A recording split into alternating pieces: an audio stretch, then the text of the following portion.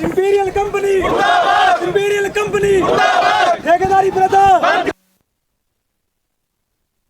दोस्तों आपका स्वागत है खबर आज में। मैं हूं विजय शर्मा और आज खबर पंचकुला से। पंचकुला धरना स्थल आज हम पहुंचे हैं और यहां पर मौजूद हैं अस्थाई कर्मचारी जो कि बिजली विभाग में कार्यरत हैं इंपीरियल कंपनी के अंतर्गत। इनकी मांगों को जानेंगे, क्या है आखिर पूरा मामला, क्यों आज ये एकत्रित हुए हैं, आइए जानते हैं इनसे पूरी जानकारी। जी आपका स्वागत है। एक बार हमें बताएंगे आपकी क्या मांगे हैं और क्यों आज यहाँ एकत्रित आप हुए हैं। सर सबसे पहले कहना चाहूँगा नमस्कार। और हमारी मांगे हैं सर सैलरी को लेकर, और सबसे पहले हम आना चाहते हैं सर कौशल विभाग में सर, क्योंकि हमसे बहुत दिन पहले शोषण किया जा रहा है। बहुत दिन से सर 7 साल हो गए, 7 साल पहले शोषण किया जा रहा है और हमारी कोई भी मांग नहीं पूरी की जा रही सर। क्योंकि हम बहुत दिन से यहाँ अपनी मांगों को लेकर बैठे हैं, 2-3 दिन से बैठ गए। हमने अब वो लेटर वगैरह भी दे रखे हैं, लेकिन हमारी कोई मांग नहीं मानी जा रही।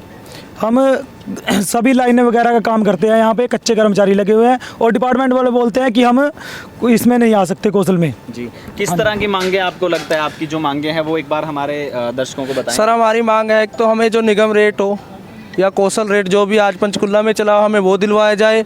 नंबर 2 हमारा दुर्घटना बीमा करवाया जाए। दुर्घटना बीमा आज तक हमारा हुआ ही नहीं है जी। हमारे 4 लड़के, 2 तो भगवान जी को प्यारे हो गए और 2 अपने घर पड़े हैं जिनकी कोई सहायता नहीं करी कंपनी ने जी। हम लोगों ने ही मिलके पंचकुला के जितने अस्थाई कर्मचारी सब ने मिलकर उनके घर वालों को हेल्प पहुंचाई है जी। कंपनी के जो यहाँ डिस्ट्रिक्ट मैनेजर है वो बोलने के उनके तरीके तिखे हैं जी। वो कहते हैं बिहार से लेबर ले आएंगे, हम यूपी से ले आएंगे। और नंबर 2 जी, जब अपने उप मुख्यमंत्री जी ने कह रखा है हरियाणा में 75% हरियाणा के ही नागरिक काम करेंगे, तो बाहर से लाने की धमकी दे रहे हैं जी सबको। रात एक मीटिंग हुई थी मैनेजर के साथ और थोड़ा हमारे विभाग के अफसर लोग आए थे जी। उसमें उन्होंने हमारी कोई मांग नहीं मानी, सिर्फ एक बीमे की मांग मानी है जी। और सैलरी की जो हमारी मांग है वो बिल्कुल भी नहीं मान रहे जी, क्योंकि हमें नुकसान हो रहा है। जो नुकसान हो रहा है तो तुम काम क्यों कर रहे हो जी। 100 बंदे, अब कोई यमुनानगर से आ रहा है जी, कोई अम्बाड़ा, नैनगढ़, मोरनी देखो जी कितना पहाड़ी क्षेत्र है। वहाँ से 10,000 रुपये में लड़के यहाँ आते हैं जी, 5-5 हज़ार का तेल फूक के, उसमें कुछ नहीं बच रहा जी किसी को। सिर्फ यही आस थी अपनी प्रशासन से और अपनी जो अभी मौके की सरकार है जी, जो उन्होंने वादे किए थे वो पूरे कर दें जी। हम उसमें ही खुश हैं जी। बाकी हम सर यहाँ ना 2 दिन से बैठे हैं जी, अपना बारिश में बैठे हैं जी, हमें कोई नहीं पूछ रहा। अब हमें और भी नोटिस भेज रहे हैं कंपनी के बंदे, अगर भाई आज तुम्हें इंटीमेशन दे रहे हैं, नहीं तुमको शाम तक टर्मिनेट कर दिया जाएगा। तो इस मामले के बारे में आपने किसी अधिकारी को या अपने ठेकेदार को कोई लिखित या कोई ज्ञापन ऐसा कुछ दिया है? सर हमने सीएम विंडो में भी कंप्लेंट लगाई थी जी। अपने जो आला अधिकारी हैं ऊपर तक के सबको हमने अपनी एप्लीकेशनें दे रखी हैं जी। ठीक है, वहाँ से हमारी कोई सुनवाई नहीं आ रखी है। हमारे दफ्तरों में मेल आ रखी है पर वो मेल बाहर नहीं जा रही जी। तो मुख्यतः आपकी मांगे जो है ये सिर्फ तनख्वाह को लेकर है या कुछ और भी आपकी मांगे हैं? सर हमारे 2 कर्मचारी मर गए हैं जी, उनको भी इन्होंने कोई मदद नहीं पहुंचाई जी।